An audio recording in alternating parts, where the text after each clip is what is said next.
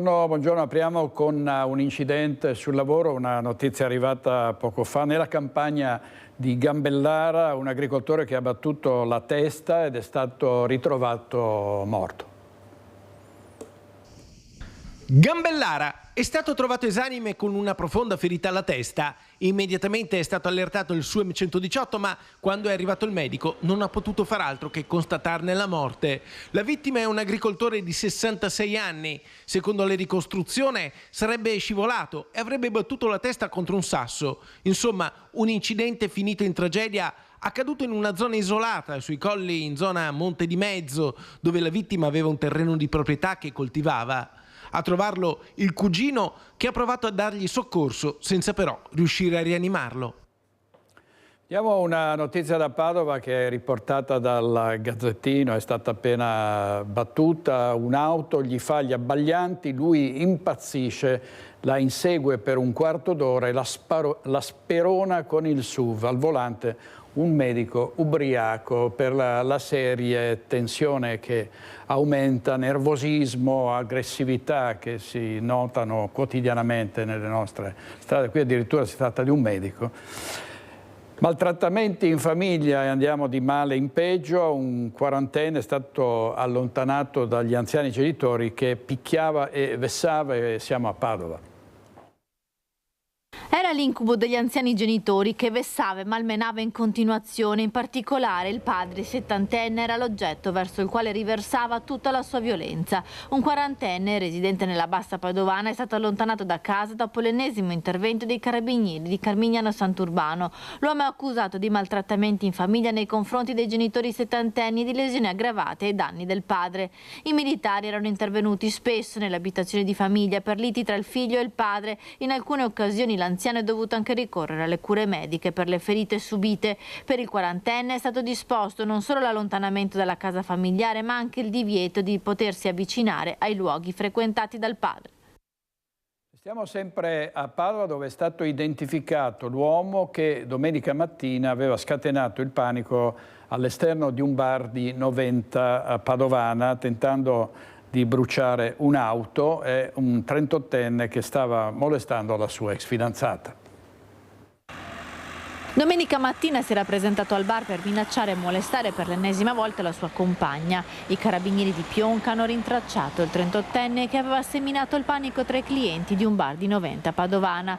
L'uomo si era presentato alla ricerca dell'ex che proprio nel locale lavora. L'aveva minacciata di morte, poi aveva cosparso l'auto della donna di benzina e stava anche tentando di appiccare le fiamme con un accendino. Fortunatamente è stato bloccato grazie all'intervento dei passanti, dei clienti del bar. All'arrivo dei carabinieri l'uomo si era dileguato, ma i militari lo hanno rintracciato ed è stato denunciato per maltrattamenti in famiglia ed atti persecutori nei confronti della ex compagna. Per il 38enne residente a Noventa padovana il giudice ha disposto il divieto di avvicinamento alla donna. 4 agenti della questura di Padova feriti durante operazioni di controllo e questo ennesimo episodio di aggressività, di aggressioni nei confronti delle forze dell'ordine fa scattare l'allarme dei sindacati. È arrivata la denuncia del SAP. 3 operatori delle volanti e un agente della squadra mobile in servizio presso la questura di Padova, feriti durante operazioni di controllo di stranieri con prognosi tra i 3 e i 7 giorni e necessità di ricorrere alle cure del pronto soccorso. È un nuovo grido d'allarme quello che arriva dal sindacato SAP attraverso il suo segretario Mirko Pesavento. Dei 3 operatori delle volanti, 2 sono stati aggrediti da un cittadino nigeriano che si era rifiutato di fornire i documenti ed ha iniziato a dare calci e pugni agli agenti. Il terzo, impegnato nella sorveglianza di un fermato di origine afghana, ha dovuto subire gli effetti di una furibonda colluttazione, una situazione simile a quella toccata al collega della squadra mobile. Siamo stanchi di prestare servizio in queste condizioni, spiega Pesavento. In alcune occasioni lo strumento del taser non può essere utilizzato per motivi di sicurezza e i delinquenti conoscono le falle di un sistema giudiziario che non garantisce la certezza della pena, che porta i poliziotti poliziotti a fermare stranieri per spaccio 5, 6, 7 volte. Tra le zone più calde della città, quella della stazione ferroviaria, dove negli ultimi giorni la polizia ha individuato 6 persone, uno straniero e 5 italiani, raggiunti da un foglio di via obbligatorio per 3 anni firmato dal questore Marco Odorisio. Chiara Gaiani ha firmato il servizio. Vediamo a Treviso un 18enne che è stato arrestato in flagranza di reato dai carabinieri. Aveva tentato di entrare prima nel garage di una casa e poi in una rimessa di materiale edile. Verso le 2:30 così, i cani hanno iniziato ad abbaiare e a fare un po' di movimento. Sono uscito e c'era nel cantiere qui di fronte la luce accesa, che hanno il faro con la fotocellula. Era entrato tagliando gli spessi teloni del capannone dell'azienda Basei Fulvio di via De Marchi a San Vendemmiano il 18enne che è stato arrestato in flagranza di reato per furto. Il bottino, 4 taglierini e uno scalpello. L'agitazione dei cani del signor Walter, che abita a pochi passi dalla rimessa di materiale edile, hanno allertato l'intero vicinato. Ho chiamato il 112 e ho parlato con il carabiniere di servizio. Mi ha detto che erano già stati avvisati e che erano già sul posto. Dopo sono arrivate altre 2 pattuglie e ho visto che avevano preso un ragazzo e lo hanno portato in caserma per gli accertamenti. È arrivato il proprietario del cantiere, ha detto che avevano tagliato il telo in 2 posti. Non ho portato via niente perché non c'è niente da portare via, ci sono materiale edile da lavoro. Non il solo colpo tentato di mettere a segno da parte del ragazzo nella nottata. Circa un'ora prima di introdursi nel capannone dell'azienda edile, intorno all'1:40, aveva provato a entrare in un'abitazione di via Risorgimento, poco lontana dal ricovero di materiali. Saltata la rete che costeggia un fossato a bordo strada, incurante delle videocamere di sicurezza e dell'allarme perimetrale installato dal proprietario della casa, il giovane ladro ha tentato di entrare dal garage. Scattato l'allarme, il 18enne si è presto messo in fuga, seguito dal proprietario di casa mentre impugnava una pila nel tentativo di identificarlo. Una fuga rocambolesca che lo ha portato a cadere nel fossato e storgere uno dei paletti che delimitano la strada. Fermato e perquisito dai carabinieri della compagnia di Conegliano, il ragazzo ha restituito al proprietario dell'azienda la merce rubata.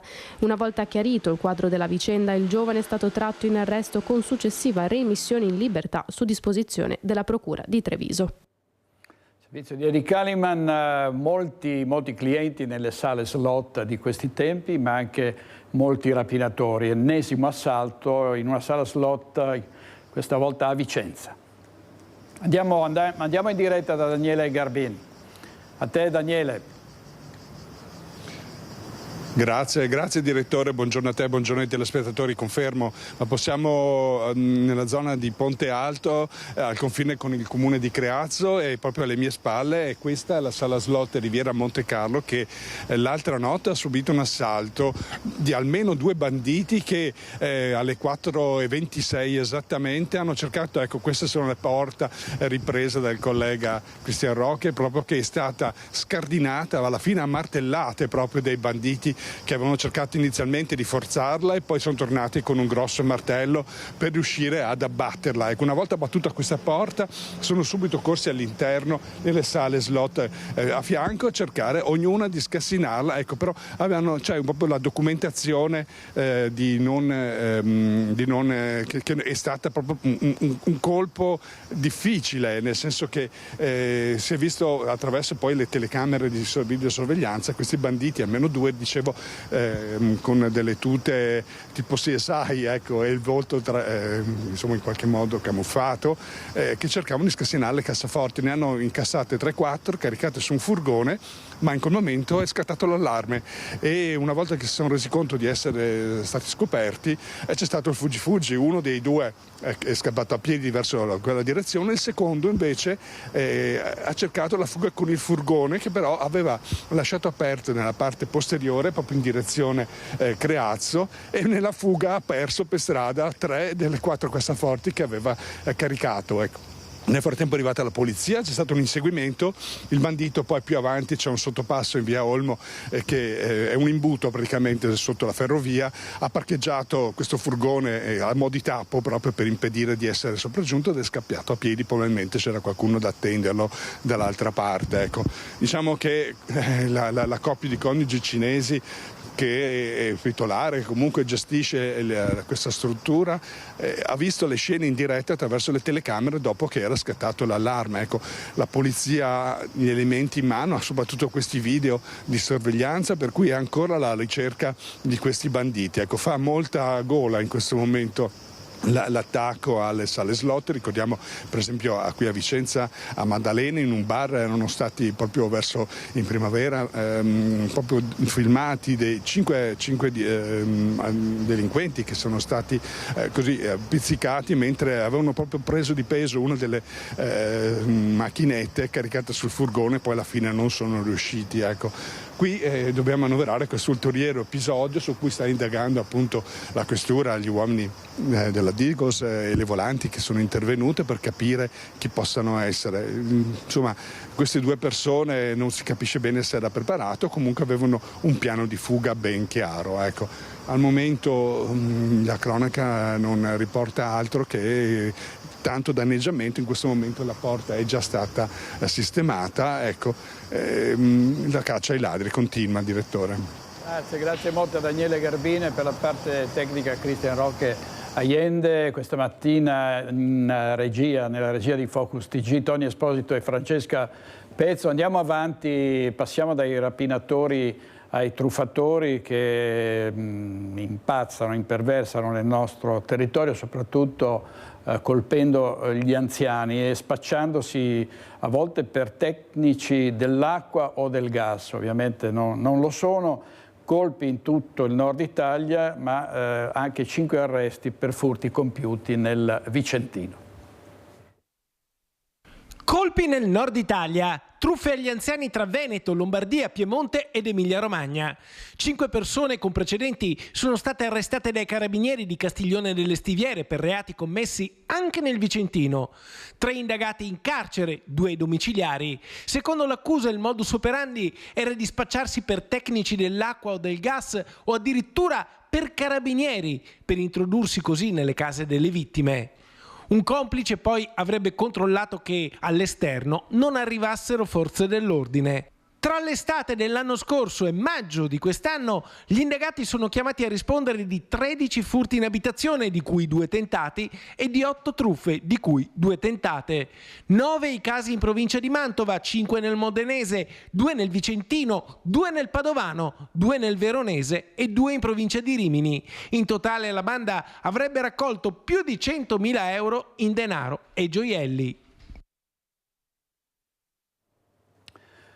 Andiamo avanti con Bibbione. Sono stati presi i ladri di lettini che da un paio di settimane sottraevano questi lettini dallo stabilimento Seven. A incastrarli le telecamere del circuito della polizia locale. Il capo della banda, un friulano 40enne di Marano Lagunare. Ecco il video che ha incastrato il ladro di lettini, sdraio e sedie che da un paio di settimane agiva insieme ai suoi complici a Bibbione Pineda, svaligiando quanto era possibile rubare dallo stabilimento Seven alla Bibbione Mare SPA. Il ladro, un 40enne friulano domiciliato a Bibbione, denunciato dalla polizia locale di San Michele al Tagliamento per furto a piede libero. Insieme alla sua banda, tutta di italiani, sono stati rintracciati dalla targa proprio della sua auto che veniva utilizzata per i furti, grazie al circuito di telecamere comunali del territorio. Stavolta è andata proprio bene, nel senso che c'era un furto reiterato dei lettini una notte, delle sdraio la notte dopo per completare l'arredo del giardino. E le telecamere hanno individuato i responsabili. L'aria furtiva è ritrovata in casa del friulano nel corso della perquisizione di mercoledì 28 agosto disposta dalla procura di Pordenone. I raid notturni per tenersi l'aria furtiva per uso personale e familiare da utilizzare nel giardino di casa o nel solarium. La polizia locale di San Michele al Tagliamento, che tengo a ringraziare molto. E il PM molto velocemente hanno fatto sì che al furto susseguisse una perquisizione domiciliare e abbiamo di nuovo i lettini in spiaggia al loro posto, e questo grazie al lavoro di telecamere e forze dell'ordine. Una nota legale, Barbara Vidotti è stata aggredita nel centro storico di Treviso, in Borgo Cavour, ha detto, paralizzata dal terrore, una bruttissima esperienza. Barbara Vidotti è specializzata in diritto familiare dei minori, il fatto è avvenuto sabato scorso e la professionista, davvero scioccata per quello che è successo, è stata affrontata da due giovani, non si hanno altri particolari, ma insomma sono stati attimi di paura. E così molta paura e impressione ha suscitato fra i residenti del Montello la vicenda del cane sbranato da un lupo. Ieri abbiamo incontrato i proprietari dell'animale ucciso, che non vivono più tranquilli e lanciano un appello a chi transita di sera nella zona. State attenti e non portate via animali, al seguito hanno detto. Vediamo. Quando che la baiaca nota la poverini. Poverini quando ha baiato. E Mojobuk, il pincher superstite della famiglia Parolin. Moito, il suo compagno di giochi, non c'è più, sbranato da un lupo. Siamo sul Montello, lungo la presa 11, nel versante del territorio di Volpago. Eros Parolin descrive così l'accaduto. La notte del 26, lunedì, verso le 11:30, i miei due cani abbaiavano stranamente. Il mio padre si è alzato, è andato a vedere, ma non ha visto niente di strano. Invece il giorno dopo, cioè il martedì, alla mattina, purtroppo solo uno era presente. Alla sera ho fatto un giro un po' più ampio, ho trovato i resti del mio cane. E il sospetto che fosse stato aggredito da un lupo viene confermato dalle guardie venatorie. Anche perché il sabato scorso, cioè 5 giorni fa circa, lo hanno visto in una fototrappola praticamente a girarsi qua in zona. Una tesi avvallata dal padre di Eros, che da volontario talvolta pulisce alcuni sentieri nel bosco e che sottolinea che il lupo non è una nuova presenza qui. L'ho visto io qualche anno fa. Ma secondo lei ce n'è uno solo qua? No, minimo 3. Una presenza che cambierà le abitudini di questa famiglia con 2 bambini, ad iniziare dalle passeggiate da fare seguendo i consigli delle guardie venatorie. Non dico che non farò passeggiate, le farò sicuramente ancora, però i bambini devono essere vicino a me e dovrò portarmi qualcosa. Una storia che i Parolin hanno deciso di rendere pubblica per avvisare chi frequenta il Montello di non avventurarsi da soli, con bambini ma anche con cani o gatti. Voglio che si sappi, i turisti, gente che magari anche di sera di notte vengono su in mountain bike, devono sapere che ci sono questi animali che devono stare attenti. Per Orlando Parolin la soluzione è una sola. Bisogna eliminare i cinghiali. Ah, lei dice che la ricetta è eliminare i cinghiali? Sì, perché ancora i guardie caccia che ho chiamato qui mi hanno detto fare 3-4 anni, va tranquillo che arriva il lupo. Difatti è arrivato. E questo fatto che hai nipoti... È quello che mi fa fastidio, che mi sfugge per me in maniera narice ai lupi. E il caldo non molla la presa, ne parlano tutti i giornali ovviamente, temperature sopra la media di 5 o 6 gradi e notti tropicali. Il clima che cambia, ormai l'estate africana dura almeno 4 mesi, da fine maggio a metà settembre, e qui si danno anche le previsioni dei meteorologi. E a proposito di caldo, andiamo in diretta a Padova da Chiara Gaiani e per la parte tecnica da Federico Cibotto, perché c'è la riapertura, è prossima la riapertura delle scuole, saranno problemi soprattutto per gli asili nido e per le scuole. A te Chiara Gaiani.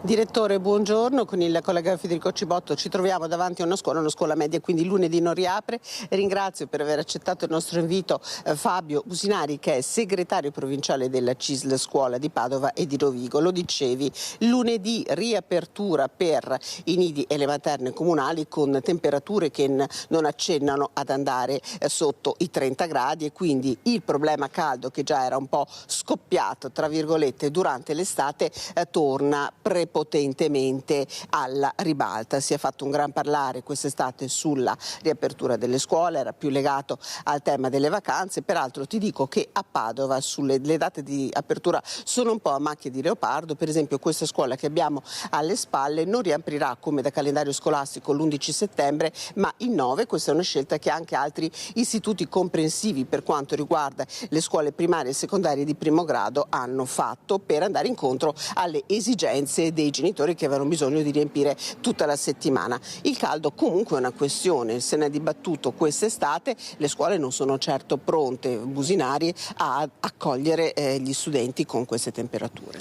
No, non sono pronte assolutamente, per quanto io ne so, insomma, parlo per quanto riguarda la scuola statale, le scuole statali inizieranno tra una settimana di più, mi auguro che il caldo sia terminato, è un fatto anomalo che si è posto praticamente quest'anno perché in passato non era mai durata così. Qua a Sud Italia il problema c'è sempre stato, comunque questo è probabilmente anche uno dei motivi per cui luglio e agosto le scuole sono chiuse, insomma adesso lo stiamo vivendo anche noi in prima persona, voglio dire. Ecco, se poi il problema dovesse ricadere sui comuni, che nella maggior parte dei casi sono gli enti proprietari delle scuole, soprattutto in zone dove risorse ce ne sono poche, lei prima mi parlava di Bassa Padovana, il problema diventerebbe ancora più grande, maggiore. Sì, è chiaro questo, dopo lì bisogna vedere un po' perché la struttura dell'organizzazione della scuola dell'infanzia è la più complessa che ci sia, dal punto di vista ci sono moltissimi istituti religiosi e quindi sono le parrocchie che gestiscono queste cose, e ci sono scuole comunali, i nidi e anche nidi annessi alle scuole statali, voglio dire, quindi è una struttura abbastanza complicata da valutare, con soggetti diversi. Ecco, quindi è chiaro che i comuni, laddove hanno la proprietà delle scuole, dovranno intervenire dando indicazioni per quanto riguarda le misure igieniche, per esempio che riguardano la reidratazione dei bambini, insomma questo è inevitabile. E lo stesso, la stessa responsabilità credo ce l'abbiano i dirigenti scolastici, insomma. Poi per quanto riguarda l'impiantistica, se le cose andranno avanti così anche nei prossimi anni, visto che ci sono sti segnali di cambiamento climatico sempre più forte, bisognerà un attimo o dare un occhio ai calendari scolastici oppure a provvedere alle scuole di impianti adeguati di condizionamento. Quindi siamo solo all'inizio del dibattito. Direttore, ringrazio Fabio Businari per essere stato con noi, ricordo è segretario della CISL Scuola di Padova e Rovigo, ringrazio anche Federico Cibotto che mi ha assistito per la parte tecnica. Vi lasciamo con le voci dei cittadini che su questo tema sono state raccolte proprio questa mattina a Padova da Francesco Ratai. Credo che già 3 mesi di vacanza insomma sono sufficienti, quindi direi di no. Però l'edilizia scolastica avrebbe bisogno di un... Certo, quello sì, sicuramente, anche a livello proprio di manutenzione sono molto carenti in questo senso. Sono della Germania e alla Germania c'è una regola, se non è aria condizionata nelle scuole e se è troppo calda le gente non viene. C'è una regola ufficiale. Non sono climatizzate, se non sono climatizzate credo che per i bimbi sia una sofferenza andare a scuola in queste condizioni, anche perché arrivano a casa più stressati di quando sono partiti, perciò sono d'accordo con questa cosa. Si potrebbe posticipare? Sì, si potrebbe posticipare, sì. Ma penso che non sia il condizionatore sia solo una scusa, cioè è un impegno e quindi si possono aiutare già i bambini a capire che se ci sono degli impegni bisogna affrontarli indifferentemente dalle problematiche climatiche. Chi va da Nadà a scuola ora? Non so, è caldo che sempre sta, sarà un momento che sia più caldo perché un po' tutto il clima è cambiato. Fra bombe il clima è, perché anche i bombe riscalda. Anche qui, e dopo quello che sia dei condizionatori, una volta non era i condizionatori, e qui butta fuori a caldo, d'altra parte non si vive in un appartamento senza climatizzatore, insomma. Quindi li facciamo iniziare normalmente? Normalmente, se no cosa diventa? I bambolotti diventa. Fra feste A noi hanno eliminato tanto feste ormai qui in Italia che non saprei dire, dopo bisogna vedere i bambini in che modo li fanno lavorare, perché i bambini hanno bisogno di stare insieme e non guardano il caldo. Padovani al microfono di Francesco Rattai. Tra l'altro adesso c'è sempre la guerra in casa, nelle case e anche nelle imprese, tra fautori dell'aria condizionata e nemici dell'aria condizionata. Spegni, togli, appena uno si gira la riaccendono oppure la spengono, insomma. E questo è un'altra conseguenza del caldo africano. C'è chi è ancora in vacanza, c'è chi è stato in vacanza e chi si è riposato, altri tornano e dicono sono state vacanze da incubo. È il caso di turisti veneti di Padova e di Verona che erano partiti per Creta. Un viaggio in Grecia, nella terra del poeta Omero, che si è trasformato in un'odissea di cui i protagonisti avrebbero fatto volentieri a meno. Un gruppo di turisti veneti ci ha raccontato quanto vissuto durante una vacanza a Creta prenotata con un noto tour operator. Le vicissitudini sono iniziate fin dalla partenza il 17 agosto. Ci hanno ritardato il volo, che era già un volo serale, di un'ora, e poi ci hanno tenuto ostaggio in cabina, chiusi in cabina senza poter scendere per altre 2 ore. L'arrivo alle 4 del mattino in un albergo che, a detta dei viaggiatori, non rispettava gli standard. Le stanze erano sporche e posso comprendere un hotel minimal, ma non posso concepire la mancanza di condizioni igienico-sanitarie. Ma come ci spiegano Lorenzo di Este e Raffaele di Padova, la vera odissea è stato il viaggio di ritorno. Un aereo che era previsto alle 11 di sera, orario locale, e invece lo hanno ritardato all'1 di notte, ma questo sarebbe niente rispetto al fatto che invece di riportarci a Verona ci hanno trasferito, ci hanno obbligato a prendere un Airbus per Malpensa. Il tour operator spiega che l'aereo per Verona è guasto, da qui il cambio di volo con atterraggio a Malpensa con la promessa di un bus navetta per l'aeroporto veronese, ma arrivati allo scalo milanese ecco un'altra brutta sorpresa. Ci comunicano che i pullman non ci sono e che se non alle 6:30 del mattino, quindi 3 ore e mezza dopo, con priorità alle famiglie con bambini ed anziani, in quanto il primo pullman in arrivo aveva solo 10-11 posti a disposizione. Gli altri mezzi gli altri avrebbero dovuto aspettare i mezzi successivi senza però sapere l'orario in cui questi sarebbero arrivati. Pochi posti per circa 150 passeggeri che dopo quasi 12 ore trascorse in viaggio e in attesa tra aeroporti sono stremati. Ci sono anche anziani e bambini piccoli che piangono. In molti esasperati sono costretti a chiamare i taxi per tornare a casa a Padova o in provincia di Verona. Avremmo dovuto aspettare ancora altre 2 ore e mezza.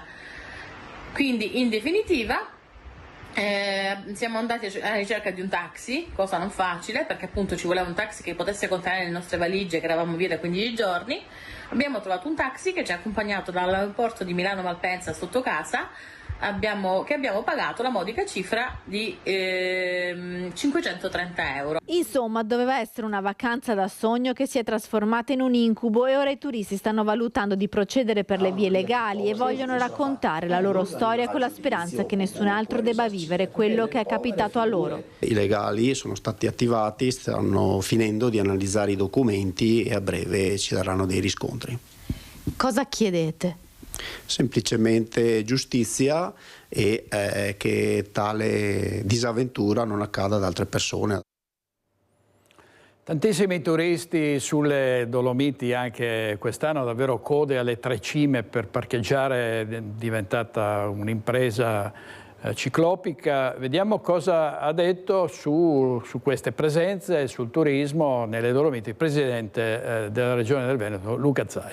Assolutamente non condivido questa proposta che qualcuno fa, qualcuno vorrebbe fare, qualcuno vorrebbe anche incentivare ancora di più nel pensare che le nostre Dolomiti, che sono patrimonio dell'umanità, non lo siano più, di chiedere addirittura ad UNESCO di togliere il patrimonio dell'umanità. Invece togliere il patrimonio dell'umanità è un grande incentivo per investire ancora nella tutela di questo grande patrimonio che è dell'umanità, non è più solo dei bellunesi, dei veneti, degli italiani, ma è dell'umanità, e quindi siamo sotto i riflettori a livello internazionale, ma con il proprio piano di gestione le nostre Dolomiti avranno sempre più tutela. Quindi chiedere di togliere l'iscrizione alla lista del patrimonio dell'umanità vorrebbe dire sostanzialmente abbassare l'asticella, invece noi l'asticella vogliamo tenere alta, investire su quello che è la sostenibilità, anche invitando i visitatori a rispettare sempre di più le Dolomiti. È innegabile che in alcune giornate l'overtourism, cioè l'eccesso di turismo ci sia, però è altrettanto vero che noi non possiamo mandare un messaggio a livello internazionale dicendo che ci fanno schifo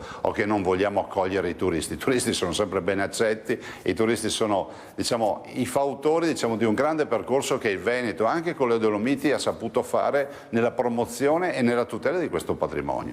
Quindi diciamo che accogliamo a braccia aperte i turisti, però in alcune situazioni, le abbiamo viste, dobbiamo anche chiedere massima tutela per i siti.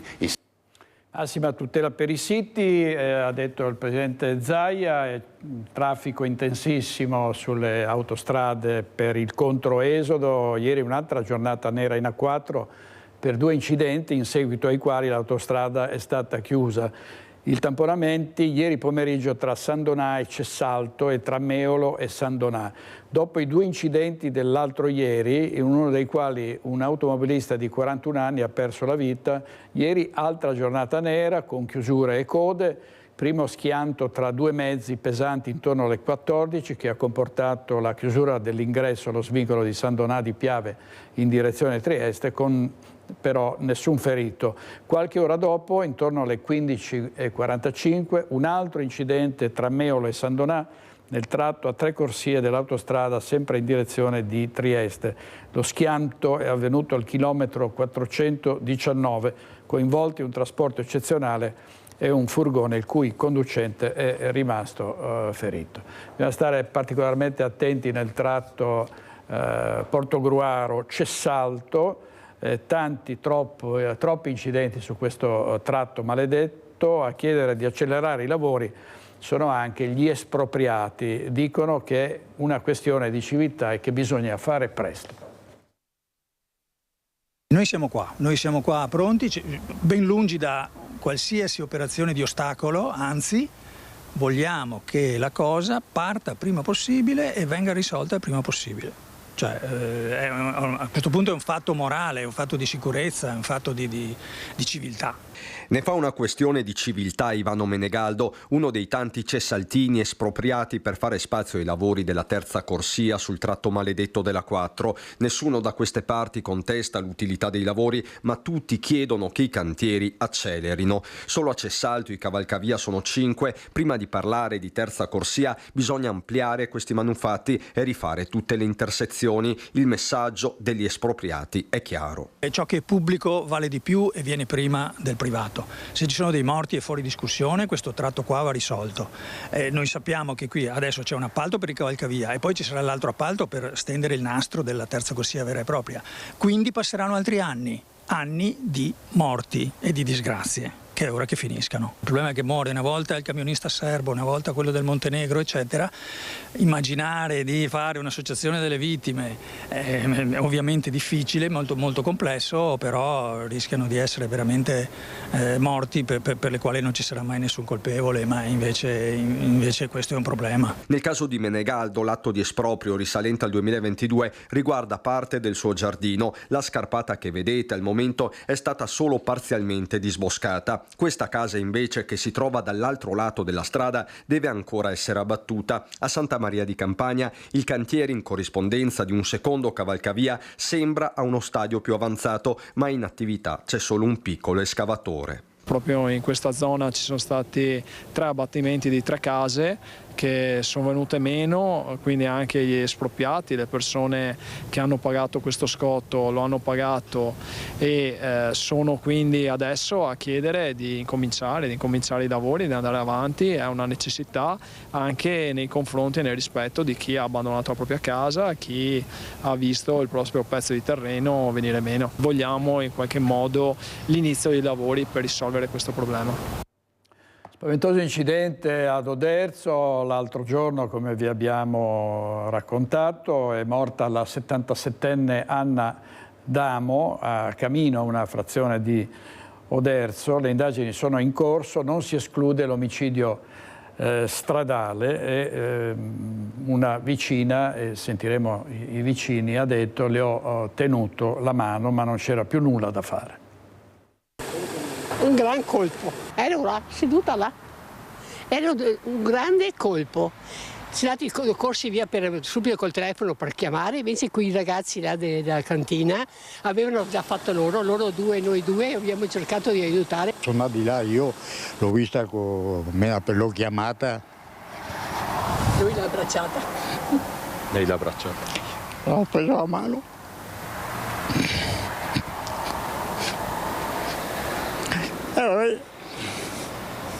È un'amica. La conosco da sempre, da ragazzina. Dina e Odino sono stati tra i primi a sentire lo schianto fatale e a precipitarsi in strada per portare soccorso, ma per Anna Adamo, 77 anni, vicina di casa e amica di una vita, non c'era però più nulla da fare. All'indomani restano solo dolore e smarrimento. Anna, sicuramente sì, mi dispiace. Non posso dire altro perché mi dispiace tanto. In questo tratto di Cadore Mare, all'altezza della frazione di Camino, i rilievi sono andati avanti per buona parte della giornata, con gli agenti della polizia locale impegnati nella ricostruzione della dinamica, probabile l'apertura di un fascicolo per omicidio stradale.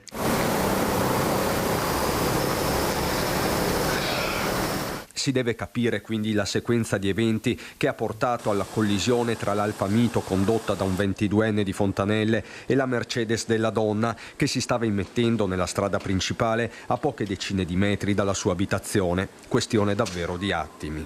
Neanche il rumore di frenata, non, proprio il colpo. E girando lo sguardo si è visto i pezzi che volavano via. E buono, insomma. Si è capito anche dal tonfo, dal rumore, che era una cosa grave, diciamo. Però non si aspettava una cosa del genere. L'ennesima vittima sulle strade della Marca, l'ennesimo mazzo di fiori in un agosto nero, mentre sull'asfalto ci sono ancora i segni della tragedia e sulla provinciale persistono vecchie e cattive abitudini. Corre troppo forte e vieni fuori dalla rotonda e ti invita a correre perché dopo un'altra rotonda e là fracca e dopo è così. Per ridurre una Mercedes in quelle condizioni bisogna proprio correre troppo veloci, perché altrimenti non ci sarebbe stata quei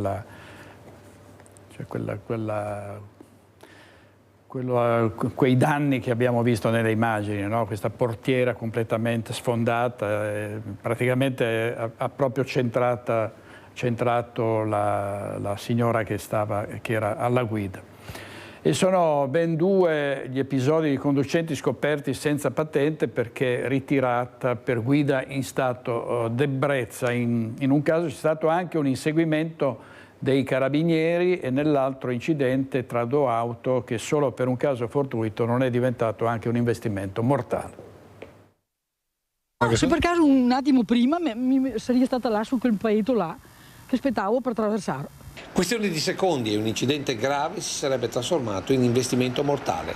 Siamo a Monfumo, all'incrocio tra la strada per il Casonetto e quella per i Castelli. E ieri sera Maria Teresa Gallina stava per recarsi verso questo capitello per accendere un lumino in ricordo del figlio scomparso da poco. E sono partita con questo accendigas. E tanti che si ferma prima? Sì, sono arrivata sul cancello e ho sentito, ho visto, boom!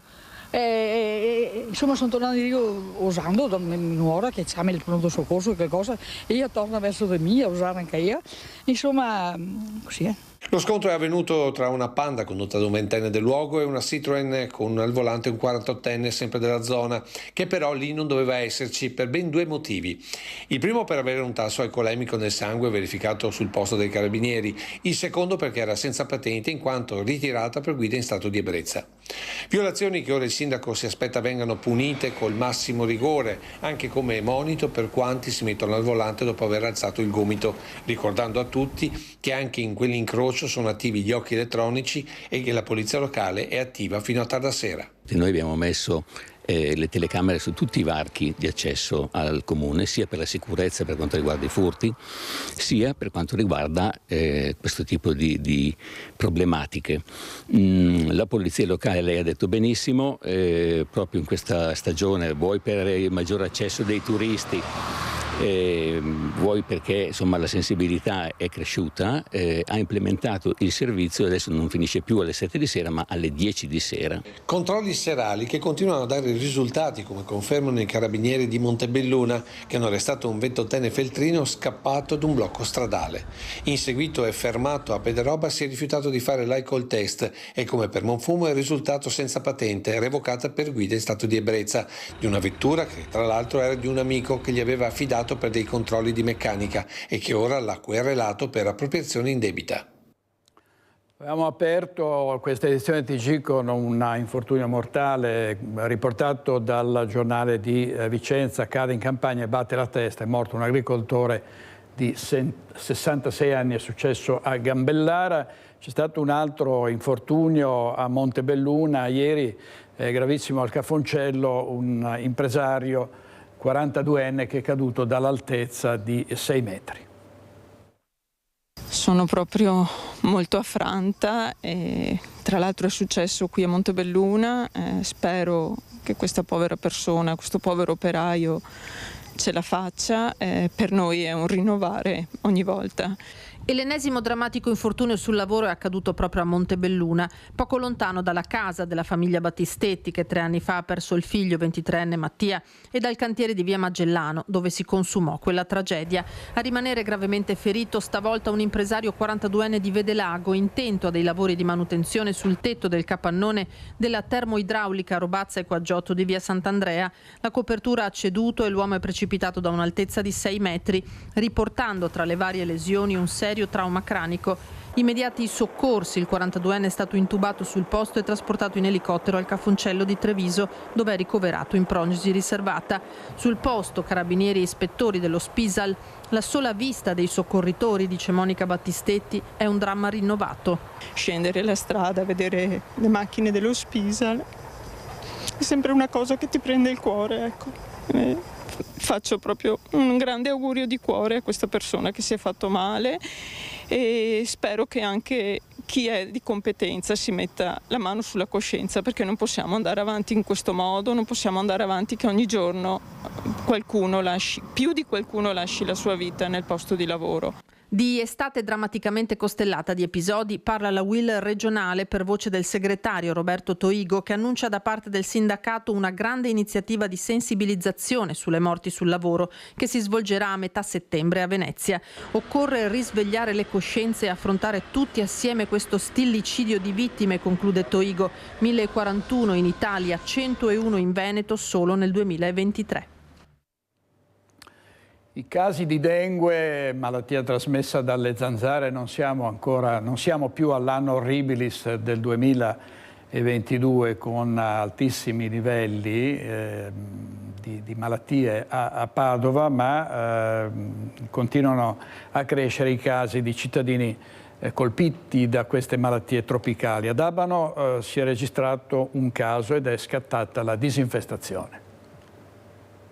Vai tranquilla. Era rientrata da Cuba la donna di 30 anni, residente ad Abano Terme, ricoverata in ospedale colpita da un'infezione da virus dengue. È il terzo caso, dopo 2 di Padova città, registrati nella provincia euganea da inizio estate. Nella città termale è già scattata la disinfestazione, come prevedono i protocolli regionali, che sarà ripetuta dalle 4:30 alle 7:30 di venerdì 30 e sabato 31 agosto. Nell'area di residenza della donna, la zona dell'ospedale di Abano Terme.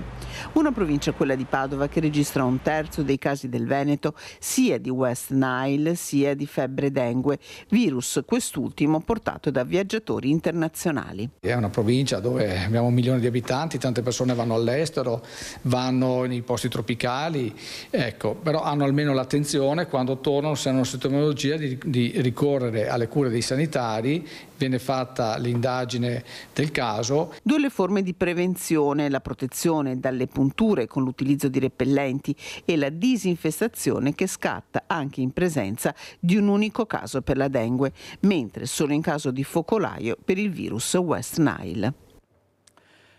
E adesso parliamo di un olimpionico, Giovanni De Gennaro, che dopo l'oro nel K1 slalom a Parigi torna in gara nel fine settimana a Valstagna ai campionati italiani assoluti di canoa slalom. Andiamo subito in diretta da Alex Giuliano.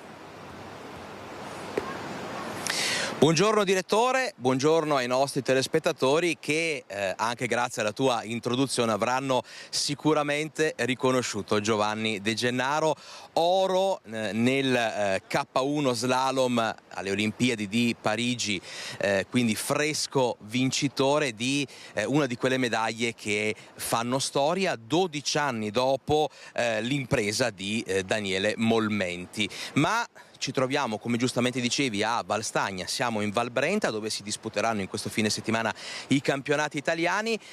L'obiettivo però è puntare all'oro mondiale, Giovanni. Sì, sicuramente l'obiettivo per il prossimo quadriennio è il mondiale, è l'unica medaglia d'oro che mi manca, un argento e vorrei trasformarlo in oro. Per ora stiamo ancora godendoci i frutti del lavoro di quest'anno, abbiamo ancora i campionati italiani e 2 tappe di Coppa del Mondo, dopodiché inizierà proprio la programmazione mirata per i mondiali. Per chi, e sono in pochi, non avessero seguito la sua gara, un 88,22 eccezionale. Pensate che ha recuperato dall'8° posto in semifinale fino all'oro olimpico con una piccola grande soddisfazione, possiamo dirlo, vincere contro un francese in Francia, a casa loro. Sì, è stato magico anche perché sulle 15.000 persone che c'erano a vedere la gara probabilmente il 90% erano francesi, quindi avevamo, non dico il tifo contro perché sono stati abbastanza sportivi e quindi hanno tifato un po' tutti, però quando ho sentito il silenzio dopo che il francese ha tagliato il traguardo a 20 centesimi dal mio tempo, è stato magico. Anche perché fra l'ufficialità dell'oro e la fine della tua gara è passato qualche minuto, quindi c'è stato un po' di incertezza. Come hai vissuto quei momenti in cui non sapevi di che colore sarebbe stata la tua medaglia? Allora, diciamo che sono partito tra i primi in finale un po' per scelta, perché volevo essere il primo a piazzare un tempo veloce per mettere pressione agli atleti che sarebbero scesi dopo di me. Sapevo che l'attesa sarebbe stata lunga, tanti alti e bassi, davvero tanti atleti che si sono avvicinati al mio tempo. Fortunatamente c'erano i miei compagni di squadra comunque a tenermi il morale alto e alla fine è stata un'esplosione di gioia quando abbiamo capito che è arrivata la medaglia, e quando poi è arrivato l'oro davvero ho fatto fatica a realizzare, quasi sono scappato dalla folla di gente che mi è venuta incontro e piano piano adesso sto iniziando a realizzare. Ecco, una piccola curiosità, vediamo se riusciamo a avere un piccolo scoop in diretta, perché Giovanni De Gennaro non ha ancora rivisto la sua gara. Sei riuscito a rivederla in questi giorni o per scaramanzia, visti anche i prossimi appuntamenti, quel video è ancora lì in attesa di essere premuto il tasto play? Non sono solito guardare le mie gare in generale quando vinco, perché viene subito fuori il lato del voler migliorare, quindi trovare imperfezioni, trovare aree di miglioramento. E in questo momento mi piace lasciare l'immagine che ho nella testa della mia discesa perfetta, e per qualche settimana ancora voglio godermi questa sensazione. Poi quando sarà il momento col mio allenatore faremo l'analisi e troveremo i punti su cui lavorare in vista dei mondiali. Ecco, in chiusura intanto un doveroso ringraziamento all'Arma dei Carabinieri che ci ha permesso di realizzare questa intervista. Siamo a Valstagna, qui patria della canoa. Ti chiedo intanto un parere su questo meraviglioso fiume, su questa struttura, e poi in chiusura com'è cambiata la tua vita con la medaglia d'oro. Beh, il fiume Brenta è la mia seconda casa, è da tantissimi anni che vengo qua ad allenarmi. e quindi ci sono molto legato. In più è uno, a differenza di dove facciamo le gare negli ultimi anni, è uno dei pochi fiumi naturali che sono rimasti in cui si fanno ancora gare di slalom. È bello perché lo vediamo in tutte le stagioni e quindi tornare qua e gareggiare qua ai campionati italiani è sempre bello. Invece per quanto riguarda la mia vita, alla fine sono ancora qui, sono ancora qua dove ero prima delle Olimpiadi, andare in canoa a cercare di vincere gare, su quello nulla è cambiato. È cambiata un po' l'attenzione nei confronti di questo sport e mi fa molto piacere. E spero che tutto il movimento ne giovi e spero anch'io di poter emozionare ancora gli italiani con le mie prossime gare. E allora sul Brentadoro, grazie alla presenza di Giovanni De Gennaro è tutto, l'appuntamento è per i campionati italiani qui a Val Brenta, siamo pronti per questo fine settimana e poi per fare il tifo per i mondiali a Ivrea. Direttore, noi se non hai domande restituiamo la linea. Grazie molte ad Alex Giuliano, Andrea Benetti per la parte tecnica, complimenti a un grandissimo campione come Giovanni De Gennaro e passiamo da piccole imbarcazioni, da grandi imprese alla situazione delle navi crociera che, come sapete, non possono più attraccare da tempo alla Marittima a Venezia. Siamo a Venezia, non possono più entrare nel canale della Giudecca e da oggi avranno questo nuovo scalo a Fusina. Ci racconta tutto in diretta Ilaria Marchiori. Sì, buongiorno direttore, buongiorno ai nostri telespettatori. Ci troviamo proprio qui al terminal di Fusina dove oggi è stato inaugurato appunto questo nuovo punto di attracco per le navi da crociera. Come vedete alle mie spalle c'è già una nave che fa parte della compagnia Silver Sea Cruises e il 5 settembre sarà proprio la prima a salpare la Silver Ray. Questo perché ci è stato detto poco fa proprio dal presidente di VTP, la compagnia che appunto ha dato il via e poi a questa progettazione e oggi è qui per l'inaugurazione, anche fiera di quello che si è riusciti a fare in poco tempo. Ha detto che ci sono già state moltissime prenotazioni per quella che sarà la prossima stagione turistica. Si parla di 74 toccate, oltre 60.000 passeggeri che poi arriveranno mano a mano con le varie crociere, ma soprattutto hanno voluto porre l'attenzione sul fatto che si tratterà di una crocieristica di lusso, quindi si ritorna a parlare del turismo d'élite, dunque non il turismo di massa ma un turismo di lusso. Vi voglio dare anche qualche altro dato, il terminal crociere di Fusina, che intanto vi faremo vedere anche grazie alle immagini. Qui è dove si potrà arrivare con i mezzi, con le auto o comunque con gli autobus che porteranno poi i turisti. Si estende su un singolo piano per una superficie di circa 3.000 metri quadri che consentirà di movimentare 400 passeggeri all'ora con spazi climatizzati, attrezzati. Ora ovviamente poi ci saranno anche le parti interne dove in questo momento si sta ancora svolgendo la presentazione, poi ci sarà proprio il taglio del nastro per l'inaugurazione ufficiale che appunto avviene oggi con il via di questo nuovo terminal, alla presenza del presidente di VTP Fabrizio Spagna e anche del presidente dell'autorità di sistema portuale Fulvio Lignio Di Blasio. Vi voglio solo dire l'ultima dichiarazione che ci ha dato proprio poco fa il presidente Spagna. Ha detto: da oggi possiamo posare una nuova pietra miliare per VTP e anche per il porto di Venezia. Questo terminal contribuisce a gettare basi solide per la realizzazione di una nuova idea di crocieristica sostenibile e moderna per Venezia, ma anche per tutta la regione, quindi per il Veneto. Qui da Fusina è tutto, io restituisco la linea allo studio. Grazie molto Ilaria Marchiori, penso con Sandro Ponchio come per la parte tecnica da Fusina, e da Fusina andiamo al Lido di Venezia per la 81esima edizione della mostra cinematografica. Ieri è stata la giornata di Angelina Jolie, splendida interprete di Maria Callas negli ultimi suoi giorni di vita. Oggi invece c'è il ritorno di Nicole Kidman, ma pendiamo dalle labbra come sempre di Lorenzo Maier, nostro inviato al Lido. A te Lorenzo.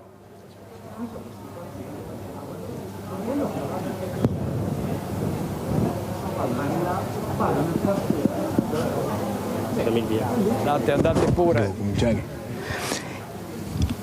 Eccoci, buongiorno al direttore e a tutti i nostri telespettatori, buona giornata dalla Mostra Internazionale d'Arte Cinematografica di Venezia. Nel tour nei luoghi della mostra oggi siamo arrivati in un luogo speciale con un ospite speciale, Giorgio Gosetti, il delegato generale delle giornate degli autori, che sono una sezione che fa parte integrante della mostra ma che è indipendente e che quindi ha anche una casa sua tutta particolare in un luogo importante del Lido, la parrocchia, il patronato di Sant'Antonio, che in questi giorni è una location della mostra dove ci sono proiezioni ma anche tanti incontri, sempre all'insegna del cinema e dell'inclusività. Grazie Giorgio per essere con noi. Presentaci intanto il programma delle giornate degli autori, 1200 film che avete selezionato per arrivare a questa edizione di quest'anno. Sì, sono tantissimi film che insieme alla direttrice artistica Gaia Furrer vengono visti da un comitato di selezione nel corso di 7-8 mesi. Alla fine l'idea è di avere 10 film in concorso e quindi un film al giorno, e quindi grande concentrazione su un autore ogni giorno, qualche evento speciale, e poi qui alla Casa degli Autori, dove insieme a Isola Edipo abbiamo con l'accordo del Patriarcato di Venezia fatto rivivere una sala del Lido che era stata abbandonata, che oggi si chiama Sala Laguna, e sta proprio qui in via Pietro Buratti a Venezia al Lido. Qui ospitiamo in particolare un cinema italiano nuovo, originale, diverso, che vogliamo proporre all'attenzione di tutti. E poi certamente, come tu dici, incontri, dibattiti. Se io dico dibattiti si scende un velo di tristezza. No, sono momenti in cui si sta insieme, si parla delle cose importanti. Le abbiamo chiamate confronti quest'anno. Si può parlare con un personaggio come Seydou Sarr, che l'anno scorso è stata la rivelazione alla mostra come protagonista di Io Capitano di Matteo Garrone, di che cosa vuol dire essere un cittadino che arriva e viene in Italia col sogno di diventare calciatore e poi si scopre star cinematografica. Si può parlare di intelligenza artificiale, certo, faremo uno spettacolare gioco a chi scrive meglio l'idea per una serie televisiva fra l'intelligenza artificiale e un gruppo di sceneggiatori professionisti. Si può parlare di che cos'è il sogno di essere se stessi rispetto alla vita e rispetto al successo, è uno degli altri film che presenteremo. Si può parlare, per esempio, lo faremo domani, di che cosa vuol dire essere giovani, essere under 35 si dice oggi, ed essere etichettati giovani per sempre, non si diventa mai professionisti sul serio. Allora poi questa Giorgio Gosetti è una colonna della mostra, non ha certo bisogno di presentazioni, è stato anche vice direttore della Mostra Internazionale d'Arte Cinematografica di Venezia, veneziano, dal 1980 è parte integrante della mostra. Come l'hai vista a partire questa edizione?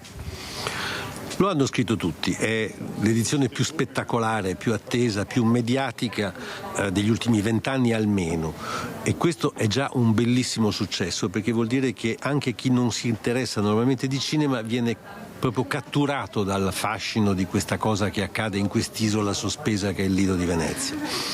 La cosa bella che io sto registrando è che poi i film sono belli. Se un festival esiste è anche per far scoprire del bel cinema, non del cinema noioso, non del cinema da festival, del bel cinema che poi si scopre in sala e che tante volte, questo sì, non ha bisogno sempre del veicolo degli attori da tappeto rosso.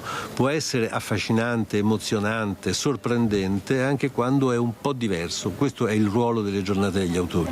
Ecco, a proposito di bei film, ieri non nel programma delle giornate degli autori, ma c'è stato la proiezione di un film molto interessante che anche il direttore Cosetti ha molto apprezzato, mi pare, Leopardi, farei partire il servizio che abbiamo realizzato ieri pomeriggio.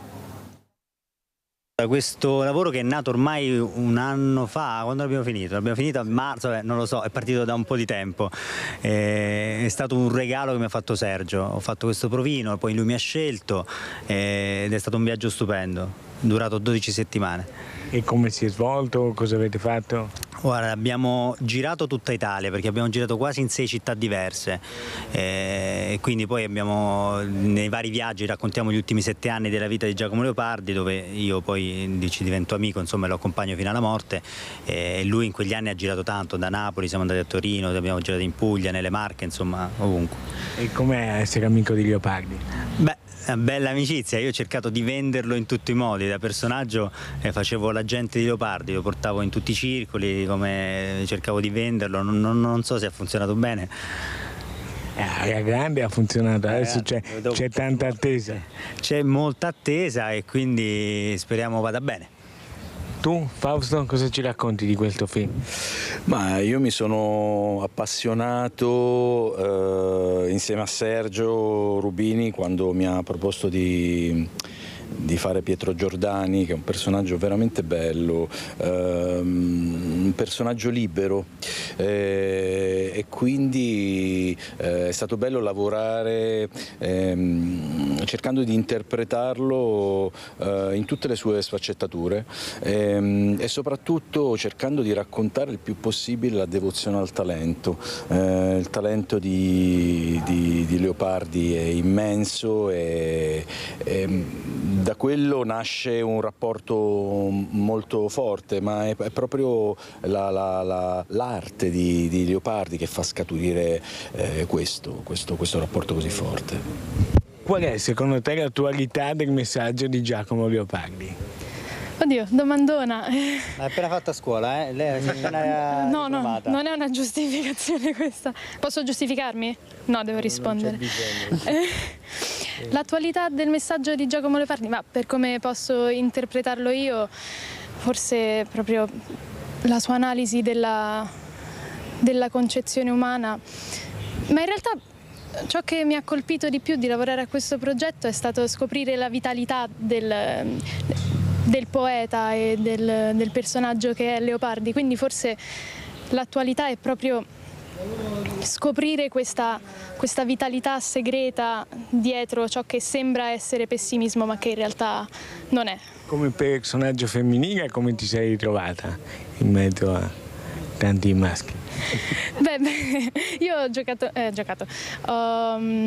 ho girato principalmente con Leonardo e mi sono trovata molto bene, molto tranquilla anche a lavorare con Sergio. Sono trovata veramente molto bene, non ho avvertito nessuna differenza di genere particolare. Allora, torneremo da Lorenzo Maier più tardi alla Mostra del Cinema di Venezia. Intanto pubblicità con i nostri registi Tony Esposito e Francesca Pezzo.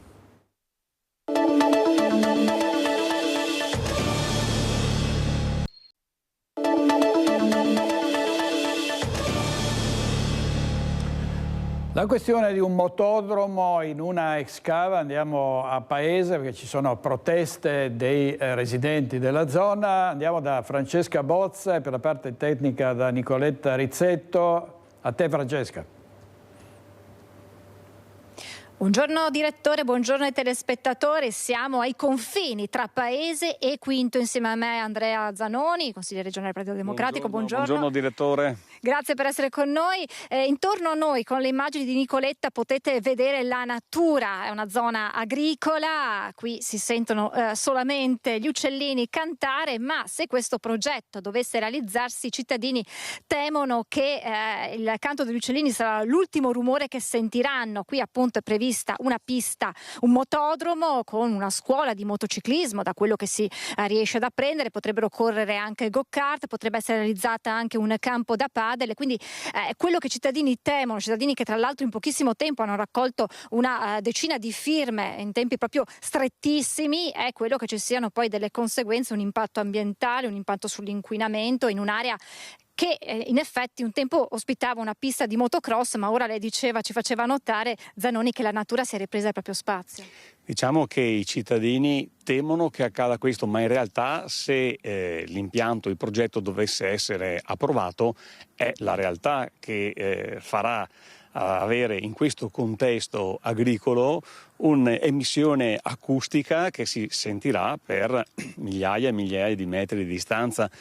Questa è un'area rinaturalizzata, qui c'era un tempo una cava, fino a 10 anni fa ha funzionato una pista da motocross che poi è stata chiusa proprio per i problemi che creava ai residenti. Dobbiamo ricordare che a pochissimi metri di distanza abbiamo il parco regionale del Fiume Sile, qui attaccata c'è una villa veneta molto importante, e io credo che attività come queste facciano parte un po' della logica del passato. Io preferirei sentire i nostri amministratori comunali che ci propongono attività tipo una scuola forestale, botanica, far venire i ragazzi delle scuole medie, delle elementari, ma anche degli istituti tecnici a vedere come piantare, come far crescere gli alberi, che sono molto importanti, che sono sostenibili, che servono anche ad attirare, a incamerare l'anidride carbonica, che è quella che sta creando i cambiamenti climatici, che vede in questi giorni una regione importante come la Sicilia alzare bandiera bianca perché non hanno più acqua, e quindi questo vuol dire finire con l'agricoltura in una regione come questa proprio a causa della mancanza dell'acqua. Quindi in periodi come questi dovremo pensare ad attività sostenibili, anche perché che futuro può avere una pista come questa con questa attività altamente impattante che fa inquinamento acustico ma anche inquinamento atmosferico, tra l'altro in un contesto già martoriato. Noi siamo ai confini, ricordava bene, tra Paese Quinto ma anche Morgano, e siamo circondati da cave. C'è l'ex discarica SEV, famosa per l'inquinamento fatto nel tempo, abbiamo diverse cave, questa stessa era una cava, quindi credo che il tempo dello sfruttamento del territorio a vantaggio di pochi e con svantaggi per tutti i cittadini sia un tempo che dovrebbe essere finito. Quindi l'auspicio è che la valutazione di impatto ambientale alla quale deve essere assolutamente sottoposto questo impianto porti a un diniego, e magari sperando in più lungimiranti idee e proposte da parte di chi amministra il nostro territorio. Zanoni, diamo brevemente qualche numero per far capire che cosa potrebbe essere realizzato qui e l'ampiezza, insomma l'estensione di questo progetto. Allora è un'area di 33.000 metri quadri, quindi parliamo di quasi 7 campi veneti agricoli. Di questi 33.000 metri quadri, 30.000, quindi praticamente 3 ettari, verrebbero o cementificati o asfaltati, perché viene previsto anche un parcheggio da quasi 100 posti auto. Poi abbiamo centinaia di metri cubi di cemento che verrà realizzato, e come potete vedere siamo in un contesto agricolo, quindi un carico di cemento e asfalto, un'area attaccata al parco regionale del Fiume Sile e al parco di questa bellissima villa veneta, anziché prevedere delle attività sostenibili che non impattano col territorio. Insomma, direttore, sarà un progetto che sicuramente continuerà a far discutere. Si chiamano in causa i sindaci dei 3 comuni interessati di fatto, quindi Morgano, Paese e Quinto, perché appunto questo progetto venga rivisto. Io ringrazio davvero Andrea Zanoni per la disponibilità e restituisco la linea allo studio. Grazie a Francesca Bozza, Nicoletta Rizzetto. Restiamo nell'ambito dell'ambiente. Non c'è un'emergenza PFAS a San Michele, e questo è il responso di un tavolo tecnico convocato dal sindaco di Bassano Nicola Finco per fare luce sull'inquinamento delle acque superficiali nel quartiere. È un sito che va monitorato, però tutti ci hanno garantito che non c'è nessun tipo di allarme, e quindi possiamo stare tranquilli. Questo è il responso del tavolo tecnico sui PFAS di San Michele, che ha radunato in municipio, alla presenza del sindaco Nicola Finco e dell'assessore all'ambiente Andrea Viero, la protezione civile, la provincia, l'azienda sanitaria, l'ARPAV, il Genio Civile, i forestali ed ETRA, oltre a Coldiretti e ai referenti del Consiglio di quartiere. Un tavolo che verrà riconvocato per monitorare la situazione, ma che al momento sembra allontanare ogni dubbio. tutti gli enti preposti, quindi in questo caso ARPAV, ULS, la provincia, il Consiglio di Bacino, ETRA, ci hanno rassicurato, ci hanno detto che non siamo di fronte a un tipo di inquinamento ambientale, ci sono certo dei valori di FAS che vanno monitorati, però possiamo tranquillamente rassicurare sia i cittadini ma tutta la popolazione che non c'è nessun problema né per l'acqua potabile né tantomeno problemi, perché stiamo parlando di acqua di ruscellamento, quindi che non è utilizzata nemmeno in fini irrigui. A questo punto però diventa indispensabile capire da dove siano arrivate queste sostanze. Questo è il prossimo passaggio e l'impegno che ci siamo presi come amministrazione nei confronti del quartiere San Michele è di comunque aumentare i monitoraggi su questo sito in modo da avere una situazione che ha un monitoraggio costante. Ricordiamoci che questi dati vengono rilevati dal 2016, quindi non è una cosa che è nata in questi giorni ma già da molti anni, e ovviamente poi andremo ad approfondire l'argomento. Dopo questo tavolo tecnico, fanno notare dall'amministrazione comunale, andrebbe vista sotto un'altra luce anche la serata che Roberto Campagnolo e l'opposizione cittadina hanno organizzato per il 2 settembre proprio in San Michele. Ho voluto proprio convocare il tavolo con gli organi preposti, perché sono questi gli organi che ci devono dire se dobbiamo adottare delle ordinanze, se dobbiamo fare qualche misura straordinaria, e tutti quanti all'unanimità ci hanno detto state tranquilli che la cosa è monitorata e non c'è nessun pericolo per gli abitanti e per i cittadini. Il sindaco ha già fatto sapere che non parteciperà all'incontro, che definisce una riunione politica e che viene vista dal governo cittadino come una sorta di polpetta avvelenata. Insomma, dai PFAS ai veleni della politica il passo è molto breve. Servizio di Ferdinando Garavello, e al tavolo tecnico era presente anche l'ETRA, che ha confermato l'acqua non è inquinata. L'inquinamento da FAS non tocca assolutamente il corpo idrico che utilizziamo per l'acquedotto. L'acqua di San Michele è un'acqua buonissima, la cui fonte è molto più a nord, ma anche tutta l'acqua che noi eroghiamo. Tenete presente che l'acqua che eroghiamo tocca un bacino di 1,5 milioni di abitanti del Veneto, quindi è un bacino molto alto. Non ci sogniamo neanche di tenere nascoste queste cose ai nostri cittadini. Oggi è emersa una cosa importante, innanzitutto che è un'emergenza perché la quantità di FAS è infinitesimale, è bassissima, e la seconda cosa che va detta è che la discarica Pascolara non è assolutamente causa di questo inquinamento. Sono due tipi assolutamente di FAS che non riscontriamo nella nostra discarica. Nonostante la contrarietà della provincia autonoma di Trento, il Consorzio di Bonifica Brenta tira dritto sul progetto di costruzione del serbatoio Vanoi, la diga del Vanoi. Sono pronte 4 ipotesi tecniche. Da lunedì si apre la fase del dibattito pubblico con la presentazione delle osservazioni. Serbatoio del Vanoi, il documento di fattibilità elaborato dai progettisti incaricati dal Consorzio di Bonifica Brenta è pronto e prevede 4 ipotesi tecniche in 2 diverse zone della Val Cortella. Nonostante la contrarietà della provincia autonoma di Trento, il Consorzio tira dritto, convinto dell'importanza dell'opera in un'ottica di gestione della risorsa idrica. Sono 4 soluzioni diverse che hanno preso in considerazione vari aspetti, sia delle capacità di invaso, sia dei costi di realizzazione, sia problematiche legate alla sicurezza, e adesso si apre il dibattito pubblico. Nella fase preliminare gli elaborati sono già stati trasmessi a 185 soggetti interessati. Ora si apre la fase del dibattito pubblico obbligatoria per legge. Gli elaborati saranno consultabili nel sito www.dp-serbatoiovanoi.it. In programma ci sono anche degli incontri pubblici in presenza. Per quanto riguarda il dibattito pubblico, è il 9 a Canale San Bovo, il 10 a Vastagna, il 16 in Consorzio Bonifica Brenta, oltre a una riunione online. Ci sono poi anche dei dibattiti online il 5 e il 23 settembre. La scadenza per la presentazione delle osservazioni è il 4 novembre. Successivamente il Ministero delle Infrastrutture elaborerà un quaderno delle osservazioni a cui il Consorzio dovrà rispondere. Quando c'è la proposta di una grande infrastruttura, qualunque soggetto interessato e legittimato, cioè rappresentativo di interessi diffusi, può liberamente intervenire, anzi direi doverosamente intervenire nel dibattito e presentare proposte e osservazioni su quell'idea progettuale che il proponente mette sul tavolo. Della diga del Vanoise si parla ormai da decenni, è passato troppo tempo, è lo sfogo del presidente del consorzio di bonifica Brenta. Queste sono opere che erano pensate nel 1970 da doversi obbligatoriamente eseguire entro il 1975. Siamo nel 2024, finito, e stiamo ancora pensando alle opere e corriamo il rischio di vedere altre catastrofi come abbiamo visto nel 66, come abbiamo visto nel 2010, 2014, l'evento Vaio 2018 senza aver fatto niente.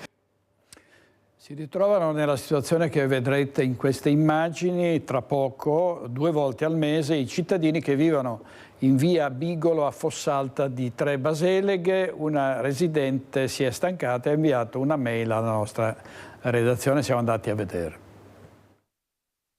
Gentili signori, sono una residente di Fossalta di Tre Baseleghe e continuo a vedere ogni settimana rifiuti lasciati fuori e davanti dal cassonetto dedicato alla raccolta di indumenti usati nelle scuole elementari in via Bigolo.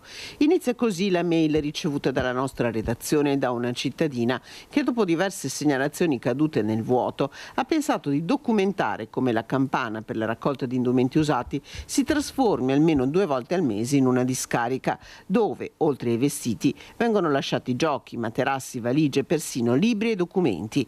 La mano pietosa degli addetti del comune elimina di tanto in tanto almeno rifiuto secco, racconta la cittadina, ma per il resto spesso e volentieri l'area si presenta così. Ad alcune domande per ora non sappiamo rispondere. Ci chiede la nostra telespettatrice se nell'area si presenta una telecamera, aggiungendo che forse servirebbe un maggiore controllo. A queste domande proveremo a dare una risposta nei prossimi giorni, con la speranza che quest'area non sia rinominata, ed è il timore della nostra telespettatrice, la discarica di Fossalta. Quando si dice nascere con la camicia, sentite questa notizia, questa storia da Cittadella. Quando si dice a qualcuno che è nato con la camicia si intende che è fortunato ed è l'auspicio che si fa alla piccola Penelope, la bimba nata all'ospedale di Cittadella proprio con la camicia. La neonata infatti è venuta alla luce con il sacco amniotico ancora integro, dunque ancora avvolta dalle membrane e immersa nel suo liquido. Si tratta di un evento piuttosto raro che interessa circa una nascita ogni 80.000 bambini. La sorpresa per i genitori della piccola, mamma Cristina Di Marostiche e papà Cesare, consigliere comunale di Cittadella.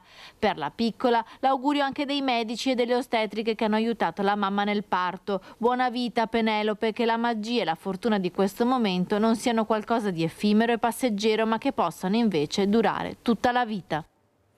Il nuotatore padovano Francesco Bettella ha conquistato la medaglia di bronzo alle Paralimpiadi di Parigi. Ovviamente tutto lo sport padovano è in festa. Un'impresa che consacra nella storia dello sport paralimpico il nuotatore padovano doc, vive a Chiesanuova, Francesco Bettella. A 35 anni, con il tempo di 2 minuti e 33 secondi, il nuotatore vince la medaglia di bronzo nei 100 dorso S1, la quinta medaglia in carriera che lo porta sul podio per la terza Paralimpiade consecutiva. Un'impresa per Bettella che per un soffio è mancato l'argento, andato all'ucraino Kohl nella gara vinta dal polacco Otto. Ho fatto tanta fatica, ma era la gara in cui sapevo di dover soffrire di più perché la mia specialità sono i 50 metri. Di certo non mi aspettavo questa medaglia di bronzo e sono molto contento. Il commento a caldo di Francesco Bettella, che è già pronto a tornare in vasca alla Défense Arena domani quando proverà a bissare il successo nei 50 dorso S1. Ed è stata una giornata nel segno dell'inclusione, della cultura e della gastronomia. L'associazione Veneti Schiacciati dalla Crisi di Mirella Tuzzato ha radunato 100 ospiti per una visita sulle colline trevigiane. Vediamo il servizio della nostra redazione di Bassano.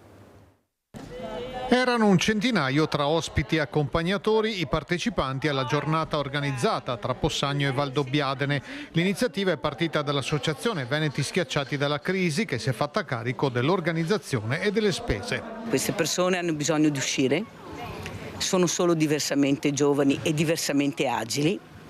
Non si può chiamare continuamente disabilità, questa parola orribile, e soprattutto cercare di far capire alla società che devono guardarli con occhi diversi, perché tutti diventeremo diversamente giovani, avremo dei problemi, però ciò non toglie che possiamo uscire, possiamo vedere, perché gli occhi non invecchiano mai e chi è in condizioni di uscire, deve poter usufruire di queste meraviglie. Siamo orgogliosi di ospitare qui tutta questa bella comitiva che ci porta sicuramente a pensare a quelli che sono i valori della vita e quindi quelle che sono le necessità che dobbiamo anche noi, alle quali anche noi dobbiamo adeguarci, e quindi a quella dell'inclusività.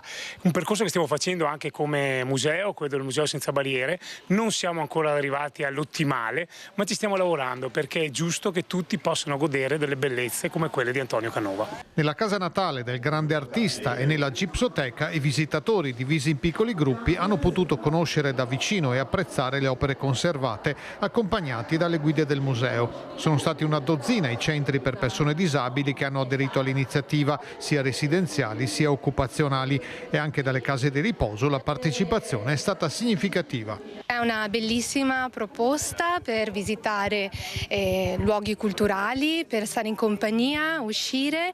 Siamo qui con 25 residenti ed è un'occasione di aggregazione e di anche ricevere degli stimoli culturali e di stare insieme. Nel pomeriggio, dopo il pranzo in un agriturismo di Valdobbiadene, il gruppo ha fatto visita ad una cantina storica dell'area del Prosecco. Questa è già la terza gita organizzata da Mirella Tuzzato, anche grazie ai fondi del 5 per 1000. Non le facciamo di sicura per la nostra visibilità, per far capire che sono persone e devono essere trattate da persone come tutti gli altri. Grande Mirelluccia, chiudiamo con un'altra tragedia a Minerve, nel Veronese. Cade dalla scala puntando un albero, un anziano è morto nel giardino di casa. Andiamo in pubblicità 1 minuto e mezzo e torniamo da voi.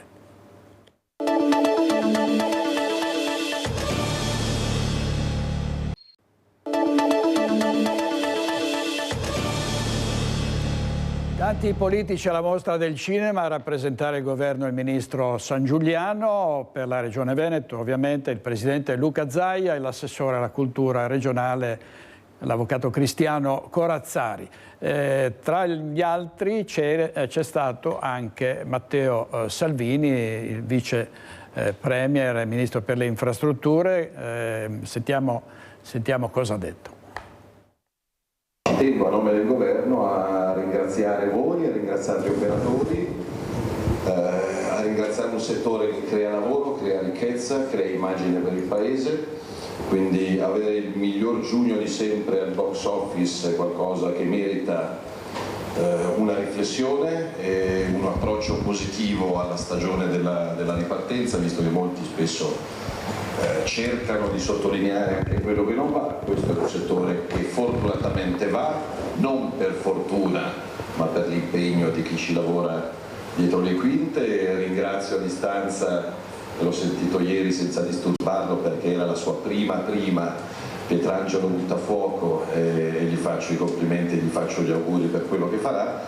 Visto che ci prepariamo a una legge di bilancio impegnativa, conto di portare la voce di Lucia e la vostra voce, la voce degli operatori, la voce dei tecnici, la voce degli artisti, la voce dei giornalisti, la voce del popolo del cinema anche in sede di Consiglio dei Ministri. Ovviamente non ci sarà tutto per tutti, ovviamente la priorità sarà cercare di fare il possibile per confermare l'aumento degli stipendi che abbiamo approvato l'anno scorso per 13 milioni di lavoratori e lavoratrici con più di 10 miliardi di euro di risorse. Conto che, visto il valore aggiunto in termini di vantaggi fiscali per ogni euro messo nel cinema, in termini di creazione di ricchezza, di fare quello che in parte stiamo facendo sulle infrastrutture. Stiamo già ragionando su come trascinare questa coda lunga, perché significa lavoro, significa creazione di ricchezza anche dal 2026 in avanti. 2026, e chiudo, siamo a Venezia, non è una data che cito a caso, perché al di là del panel e del parterre affascinante che avete al Lido quest'anno, che porta Venezia al top dei livelli europei, febbraio 2026 Venezia, Cortina, Milano, Trentino e l'Alto Adige saranno agli occhi di 3 miliardi di telespettatori a proposito di aiuto delle televisioni con le Olimpiadi invernali. Abbiamo spento i riflettori sulle Olimpiadi estive Parigi, li abbiamo riaccesi ieri con la cerimonia per le Paralimpiadi a Parigi. Olimpiadi e Paralimpiadi, secondo le stime, porteranno 3 miliardi di persone a osservare Venezia, Cortina, Milano e tutta Italia, perché se arriveranno milioni di turisti non si fermeranno ovviamente a Milano o a Cortina, ma gireranno tutta Italia, quindi il combinato disposto sport, turismo, cinema, bellezza e nel mio piccolo infrastrutture per spostarsi. Già settimana prossima tornerò probabilmente con il Presidente Zaia a fare un sopralluogo sui lavori per collegare direttamente l'aeroporto di Venezia alla città di Venezia con un collegamento ferroviario veloce. Insomma, stiamo vivendo un bel periodo, quindi buon festival e grazie a nome anche del Ministro Giorgetti, perché i numeri che portate significa incasso per il bilancio da poter ridistribuire. E questo Matteo Salvini ieri alla mostra del cinema di Venezia, sul palco c'era anche il sottosegretario Lucia Borgonzoni, ieri alla mostra anche il questore di Venezia Gaetano Bonaccorso, che è intervenuto alla proiezione del documentario di Paolo Venturini, l'ultramaratoneta padovano. Un grandissimo evento, un grandissimo appuntamento, uno dei più importanti per Venezia, che muove anche una macchina organizzativa che si deve occupare di sicurezza molto elaborata, ma che si avvale dell'esperienza di tanti anni e dell'affinamento che in questo percorso di esperienza si è riusciti a raggiungere. Quanti sono, non voglio sapere numeri o cose indiscrete di intelligence, ma circa più o meno come si svolgono i servizi, ecco, senza chiedere numeri che so che sono top secret? Sì, è un apparato che si avvale intanto di contributi anche esterni per consentire non soltanto un innalzamento del livello quantitativo ma anche del livello qualitativo. Contributi esterni che riguardano sia i settori specialistici e la componente della prevenzione, nonché i comparti che si occupano di controllo del territorio, perché evidentemente occorre fare un'attività molto capillare da questo punto di vista. E Lorenzo Maier ha intervistato anche un attore molto noto, Valerio Mastandrea, che ha presentato a Venezia il film Nonostante, di cui è stato regista e anche protagonista. Valerio Mastandrea arriva a Venezia con il suo bel film Nonostante, che apre la sezione Orizzonti ufficialmente alla 81esima Mostra Internazionale d'Arte Cinematografica. In Laguna c'è stata molte altre volte, ma questa è la sua prima opera in regia e confida una grande emozione. Sono tanti anni che vengo qua e è sempre un'emozione diversa. Il film uscirà a marzo 2025. Il cinema italiano non è morto mai, come invece si dice spesso, artisticamente mai, pieno di registi, di registe, di attrici, di attori interessanti che sanno fare questo mestiere. Diciamo che un po' l'apparato che dovrebbe sostenerlo produttivamente da un punto di vista della distribuzione, quello è sempre stato, diciamo, il problema principale per il cinema italiano. Speriamo che piano piano riusciremo ad avere un po' più di equilibrio rispetto a quelle cose. Un saluto a tutti gli amici di Media Nord-Est, ovunque li troviate. Grazie Valerio Mastandrea, è tutto per oggi, grazie a Tony Esposito e Francesca Pezzo in regia, ci vediamo stasera a Focus alle 21:15, una buona giornata.